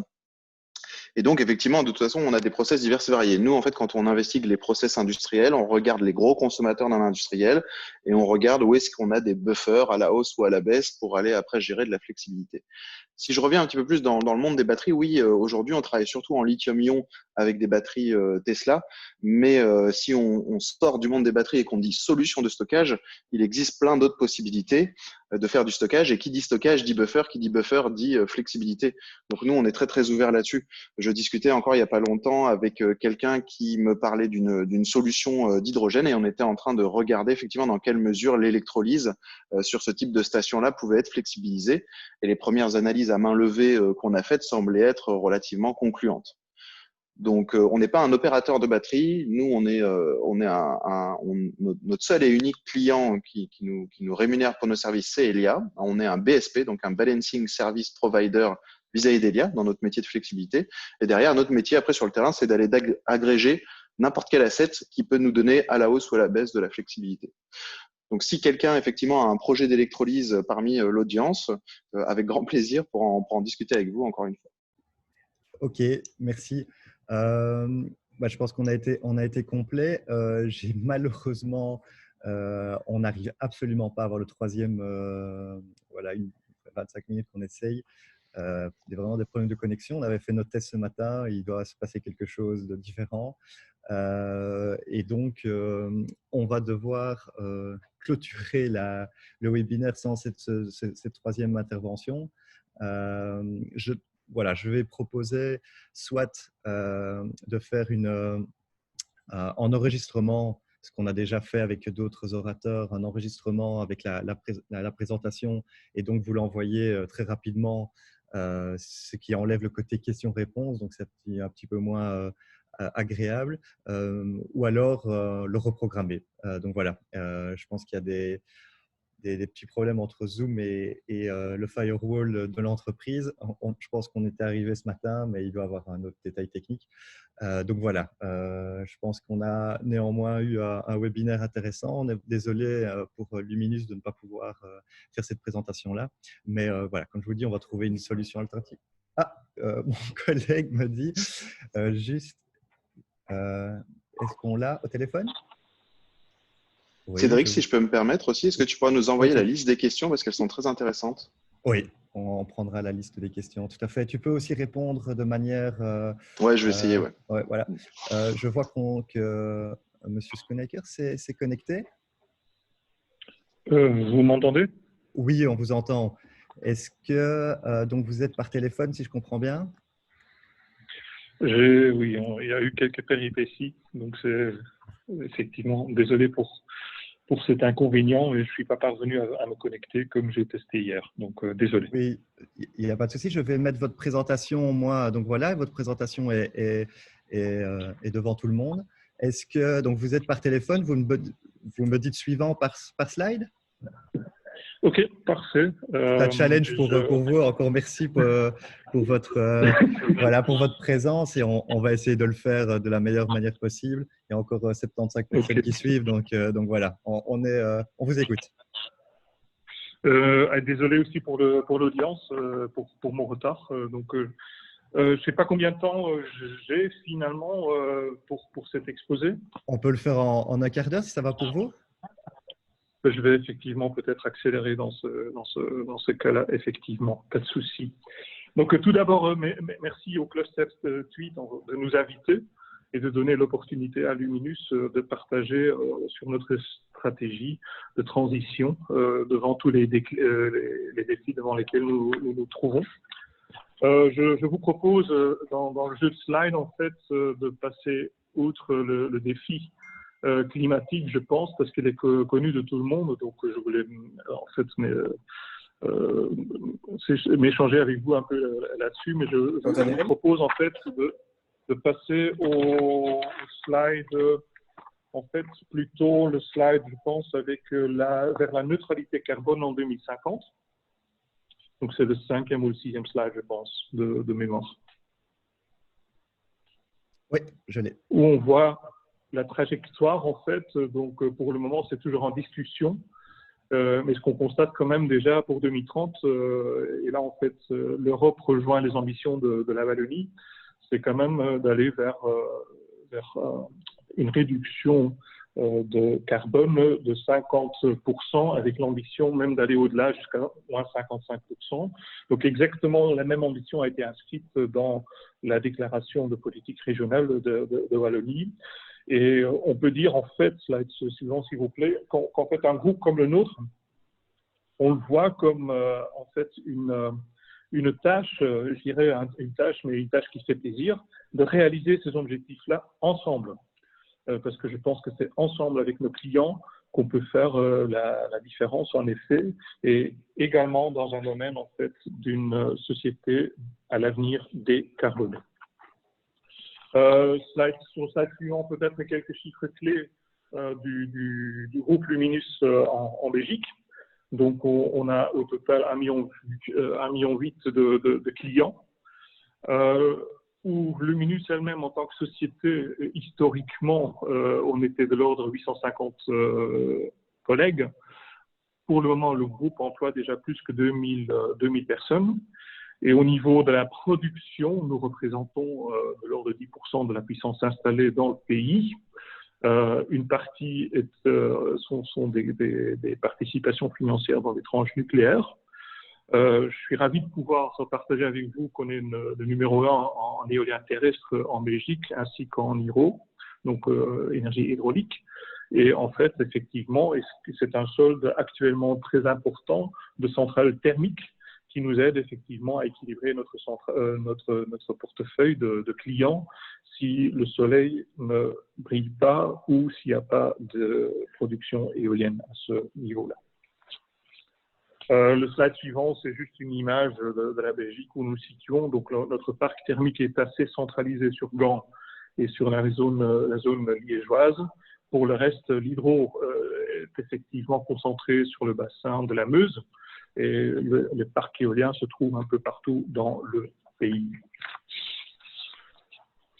Dans le slide suivant, en fait, je rentre quelque part dans le vif du sujet. Parce que c'était la question de ce séminaire, en effet, comment nous gérons en tant que Luminus cette transition.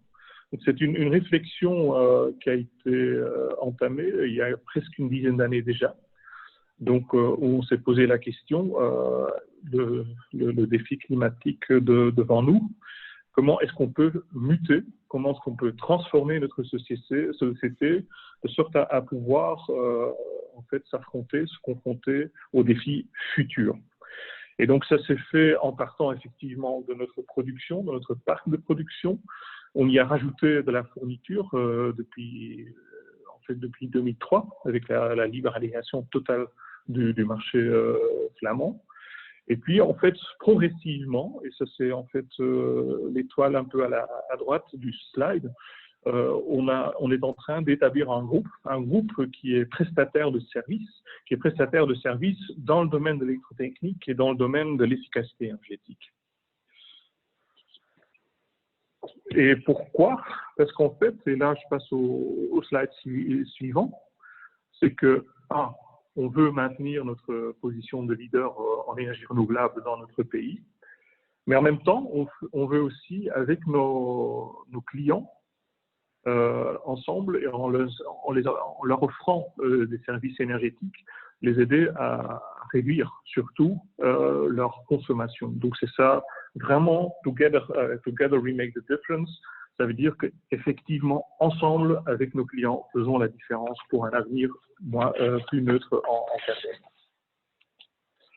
Juste un petit focus sur l'éolien terrestre. En fait, où vous voyez certains chiffres qui ne sont pas nécessairement importants, ou trop importants pour le moment. Je pense vis-à-vis de nos clients et vis-à-vis des clients industriels et professionnels en Wallonie, pas mal de ces projets éoliens sont également réalisés à travers des connexions directes. C'est-à-dire, c'est des lignes directes, c'est-à-dire que l'industriel met à disposition une partie de son terrain, une petite parcelle, et en fait, on réinjecte dans ces tableaux électriques, si vous voulez, on injecte en fait la production de ces éoliennes-là. Donc, c'est un genre de promotion, je dirais, de l'autoconsommation, et donc ça aide aussi le client industriel à décarboner sa production parce qu'en fait son alimentation électrique est en fait carbon neutral, donc il n'y a pas de contenant en CO2 visiblement parce qu'elle est produite par de l'énergie éolienne évidemment. J'ai déjà cité le fait qu'on est aussi actif en hydraulique. Je pense qu'ensemble qu'on va constater que la Belgique évidemment n'est pas l'Autriche ni la Suisse, on ne dispose pas des Alpes ni des Pyrénées, donc en fait le potentiel hydraulique en Belgique est relativement limité. N'empêche que le potentiel qu'il est là, il faut l'exploiter, il faut continuer à l'exploiter, et c'est la raison pour laquelle aussi on continue à faire des investissements quand même assez massifs pour maintenir cet outil.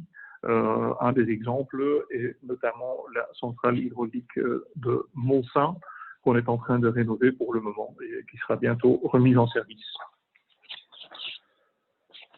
Une troisième filière dont je n'ai pas parlé jusqu'à maintenant, principalement parce que en fait, typiquement, c'est des installations photovoltaïques, où typiquement, c'est le type d'installations qui sont en fait vraiment, où sur des sites industriels bien ciblés, on peut injecter directement la production éolienne, par exemple, mais il faut des sites quand même relativement importants, en consommation du moins.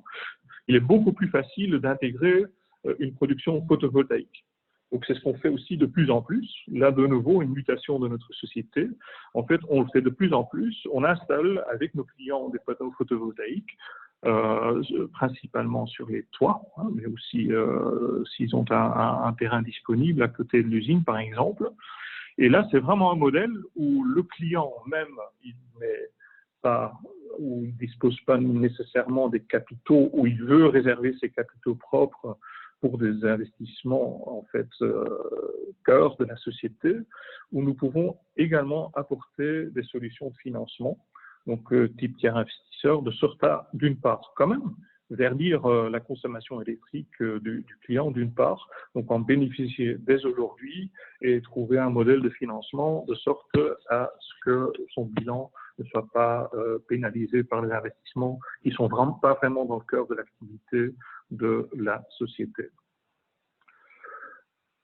Quand je passe au slide suivant, pour nous, la relance verte, auquel la Commission européenne a quand même déjà fait allusion récemment et que nous soutenons, cette relance verte, pour nous, passe par 1, l'efficacité énergétique, 2, l'électrification. J'en suis conscient, quand on parle d'électrification, c'est peut-être pas nécessairement pour demain, c'est plutôt pour après-demain, n'empêche qu'il faut commencer tout doucement à y réfléchir. Pourquoi, quand on prend la répartition des émissions de CO2, encore une fois dans le contexte du défi climatique, on constate quand même que 70%, donc c'est le camembert sur un des slides suivants, que 70% des émissions CO2 de la Belgique, et pour la Wallonie c'est plus ou moins les mêmes chiffres, est quand même lié directement à des applications énergétiques. Il y a 30% qui sont liés à des processus industriels auxquels on ne peut rien faire, par exemple la production du ciment. Évidemment, il y a aussi en fait l'agriculture, on ne peut pas empêcher qu'il y a des émissions de CO2 équivalents. Et sur les 70% autres, on peut agir, et Luminus peut agir ensemble avec ses clients.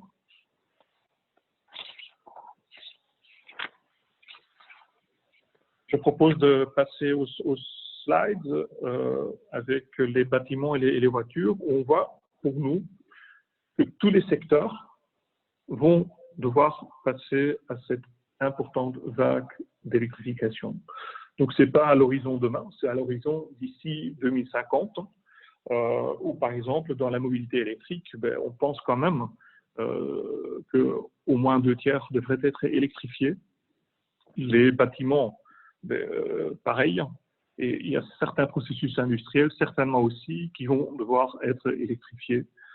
Pourquoi? Parce qu'en général, décarboner l'électricité et la production d'électricité semble être la façon la plus efficace, donc économiquement la mieux justifiable pour décarboner notre activité économique et sociétale. Je peux aussi en fait l'illustrer par le graphe en fait à l'échelle européenne, en fait, où Eurélectrique, notre fédération électrique à l'échelle européenne, en fait, on a fait des projections où on voit en fait une décarbonation du secteur de l'électricité en fait et de la société collectivement à 95%. Pourquoi pas 100? Les 5 qui restent, probablement, il faut encore trouver des solutions, mais ça pourrait être la capture du carbone, par exemple. Donc, on passe effectivement par une réduction des émissions. Et ce qu'on voit aussi sur ce slide-là, et à droite en haut, ce qui est marqué par Energy Efficiency, c'est avant tout, encore une fois, réduire la consommation d'électricité, réduire la consommation d'énergie plus globalement parlant. Et puis le bleu foncé en bas, on passera en fait dans la nouvelle réalité avec en fait une consommation finale réduite. On passera en fait plutôt de 22% d'électrification aujourd'hui pour la globalité des activités vers une électrification de l'ordre de 60%. Revenons peut-être au plus court terme, concrètement. Une société comme la nôtre, en fait, comment est-ce qu'elle peut aider nos clients à consommer moins, en fait, à réduire leur empreinte carbone? C'est en proposant des solutions. Et ici, vous voyez en fait sur le slide suivant quelques modules, je dirais. Et plein de modules peuvent aussi être combinés. Donc, en certains cas, 2, 3, 4 modules seront applicables. Dans d'autres cas, peut-être seulement une module. Dans d'autres cas, peut-être toutes. Et ceci, qu'on parle maintenant de l'isolation, qu'on parle de l'autoproduction, qu'on parle du chauffage, du refroidissement, qu'on parle de l'éclairage ou de la mobilité électrique. Et demain, ok, on parlera également de l'électrification de certains processus industriels. Toutes les solutions, pour le moment, sont soit à l'étude, soit déjà commercialement disponibles. En y associant également, si nécessaire, je reviens au point des panneaux photovoltaïques il y a quelques instants, on y associe également, si souhaité, une aide à l'investissement, j'entends par cela, en fait, un modèle de tiers investisseur. Encore une fois, qu'un industriel, qu'un client professionnel puisse réserver ses capitaux pour son activité propre et que, de notre côté, tout ce qui est efficacité énergétique, tout ce qui est réduction empreinte carbone, qu'on trouve une alternative de financement de ces solutions-là. Quelques exemples concrets. Le foyer en Arestois, c'est un ensemble de logements sociaux qui ont avant tout été d'abord isolés, et puis à court terme, plutôt, effectivement, ce n'est pas encore une pleine électrification ici. Non, on passe notamment par l'installation d'unités de cogénération d'une part et de panneaux photovoltaïques pour l'alimentation électrique et pour l'alimentation en chauffage. Ce qui nous amène quand même à une diminution de la consommation prélevée du réseau de la moitié. Et c'est ce delta qui nous aidera également à financer les investissements qui sont réalisés. C'est une filiale du groupe EDF Luminous Solutions qui a conclu ou qui conclut ce genre de contrat, y compris aussi les contrats de performance. Ça veut dire concrètement, on ne s'engage pas uniquement en tant qu'entrepreneur pour réaliser les travaux. On assume aussi la qualité des travaux tels qu'ils ont été effectués parce que pendant la période de maintenance, par exemple, on doit garantir les performances énergétiques et on paye des pénalités si on ne le faisait pas. Donc, il faut vraiment, en tant qu'investisseur, on réfléchit également sur des investissements vraiment durables dans le sens où l'entretien et la performance énergétique est également à notre charge. Un deuxième exemple, pas dans le logement collectif sociaux, mais peut-être le Rénovat, bâtiment plutôt de style public, école, pareil, des économies d'énergie de l'ordre de 30%, des économies d'énergie quand même assez remarquables. Donc c'est le modèle dans lequel nous sommes rentrés depuis quelques années entre-temps, et c'est un modèle où on aide nos clients de nouveau à consommer moins. Un troisième exemple, c'était l'installation de panneaux photovoltaïques sur le toit d'un brasseur relativement connu, je pense, dans notre pays. Et on y rajoute aussi, parce que parfois, c'est pas évident, et là je parle peut-être plutôt côté éolien, c'est pas nécessairement facile d'obtenir l'approbation des riverains. Et donc, on co-crée également d'autres moyens de financement, c'est-à-dire qu'on introduit également des modèles participatifs où, par exemple, les employés ou, par exemple, les riverains peuvent contribuer aux investissements sur le toit de l'usine en question, dans ce cas en particulier. Je voudrais en venir, en fait, en terminer plutôt avec le dernier slide de mon exposé, un peu raccourci, désolé. Si on se projette un peu dans un avenir, je dirais, plutôt proche, parce qu'il est déjà, en fait, tout ce qui est communauté d'énergie, et en fait, son développement est déjà en cours. Il y a des pilotes qui ont déjà été réalisés. Et là aussi, et c'est plus collectif évidemment, on voit quand même un rôle assez clair en tant qu'opérateur, en tant qu'acteur de marché, où dans, par exemple, un parc industriel, on peut avoir certaines activités, et il est assez logique dans un premier temps que on part du principe dans ce cas en particulier que en termes de performance énergétique, tout a été fait au niveau des bâtiments, tout a été fait au niveau des processus industriels. On peut, dans ce cas-là, en fait, tout ce qui reste encore à consommer, il faut commencer par verdir évidemment cette production-là. Donc, il est logique d'installer des éoliennes, d'installer des panneaux photovoltaïques dans ce parc d'activité ou dans ce parc industriel. Pourquoi pas également quand même prévoir des cogénérations encore sur site, cogénérations qui en haut à droite du slide sont alimentées par du gaz renouvelable par exemple. Et à partir de ces cogénérations, on peut collectiviser les usages. Donc en fait, on a un point central de production de chaleur et de froid qu'on peut distribuer dans ce zoning d'activité. On peut, en fait, pour décarboner la mobilité, réfléchir et en même temps, en tant qu'outil de flexibilité, rajouter en fait la recharge de véhicules électriques, des batteries, et pourquoi pas des stations à terme, parce qu'en fait, on est assez, je pense qu'il y a un consensus que les voitures, il vaut mieux les électrifier. Pour le transport, les poids lourds, un peu en fonction de la distance et de l'utilité, il est peut-être plus utile de les alimenter par de l'hydrogène, par exemple. Évidemment, cet hydrogène ne devrait pas être produit à partir de gaz fossiles.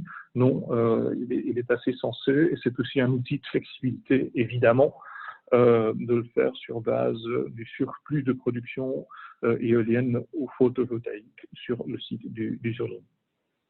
Pour en finir aussi, ce parc d'activités ne sera pas évidemment isolé, il restera connecté au réseau dans les deux sens. Mais donc en fait, ça veut dire qu'on pourrait par exemple également exporter le surplus de production vers les collaborateurs qui travaillent dans ce zoning. On pourrait également optimiser, évidemment, l'activité, je dirais, énergétique du site sur le réseau ou sur la plateforme belge, sur la plaque électrique belge, ceci à travers des systèmes de management d'énergie, évidemment. Voilà, en gros, c'est ce que je voudrais partager avec vous en tant que Luminus, et je voudrais en fait vous rappeler ce qui est vraiment dans le cœur de notre société pour le moment, dans nos valeurs, on le fera ensemble. Donc Luminus se profile vraiment comme partenaire avec ses clients pour s'engager dans le combat climatique. Voilà. Merci beaucoup pour votre attention. Ça a été très très clair et les slides sont bien passés, donc on a pu avoir une qualité de présentation tout à fait bonne. En plus, c'est enregistré, donc les gens qui ont dû partir peut-être un peu plus tôt l'auront, et les gens donc je pense que ça c'est tout à fait intéressant. Il y a une question un peu générale sur un peu le positionnement. En gros, avec l'arrivée massive d'énergie renouvelable, la diminution des consommations, typiquement ce qu'on a eu pendant la crise du Covid, on a vu que ça a engendré des fluctuations de prix et ça a mis en difficulté les grands producteurs d'énergie. Et donc, on pourrait imaginer d'avoir des problèmes de ce ordre-là qui vont se répéter à moyen terme. On voit que votre stratégie va dans cette direction-là, tout en ayant peut-être, cela va créer aussi des difficultés à votre métier de production. Et donc, comment est-ce que vous voyez ce changement de paradigme pour un groupe comme le vôtre qui se positionne finalement sur l'ensemble de la chaîne de valeur? Mais il est vrai, le Covid a été un choc, mais pas que pour nous. Je pense qu'il y a pas mal de collègues en fait qui m'écoutent dans ce séminaire en fait où l'impact, je pense, a probablement et malheureusement était encore beaucoup plus grand. J'ai pas dit que demain on n'aura pas d'autres crises. D'autre part, je pense qu'il faut entre guillemets être un peu optimiste et ne pas partir du principe qu'une telle crise, ok, Covid, c'est pas terminé, il faut rester prudent, j'en conviens. Mais je pense pas qu'il faut partir du principe que c'est structurel. Voilà. Donc ce qu'on a constaté effectivement, c'était quoi? C'est ce qui est typique au mécanisme, je dirais, au système électrique en quelque sorte, c'est que pour le moment, les outils de stockage ne sont pas encore tellement élaborés. Et en fait, une partie de la flexibilité devrait également venir du côté de la demande. Donc, hors Covid, on n'avait pas des moyens de stockage, pas à échelle suffisante. Deux, la flexibilité de la demande du côté de nos consommateurs, je dirais de nos clients, est là pour autant que les usines, par exemple, fonctionnent. Donc, c'est deux éléments qui ont manqué. Le premier, on peut y faire quelque chose. Le deuxième, on ne peut pas y faire grand-chose. C'est un peu les circonstances. Et il est vrai, dans un marché comme le nôtre, puisque si on s'engage à prix fixe de vendre un certain volume à un client professionnel, à un moment donné, il est vrai que préalablement, on a dû acheter cette énergie. Donc, on l'a acheté sur le marché de gros. Pourquoi on l'a acheté? Parce qu'en particulier dans le marché professionnel, les marges sont assez limitées, voire très limitées. Donc, on a acheté cette énergie au moment où on a promis le prix fixe à nos clients. On l'a acheté, donc on a pris une option sur l'achat et donc on s'est engagé à un moment donné d'acheter cette énergie. Puis l'industriel a dû arrêter son usine, donc ne consomme plus. Donc on s'est vu contraint de devoir revendre cette énergie sur le marché de gros parce qu'on ne pouvait pas la stocker à un moment où personne n'en voulait parce que tout le monde était dans la même situation. Et c'est ça ce qui explique effectivement un impact financier principalement pour les responsables d'équilibre, donc pour les fournisseurs, assez important. Voilà, je vais pas le nier, c'est factuel.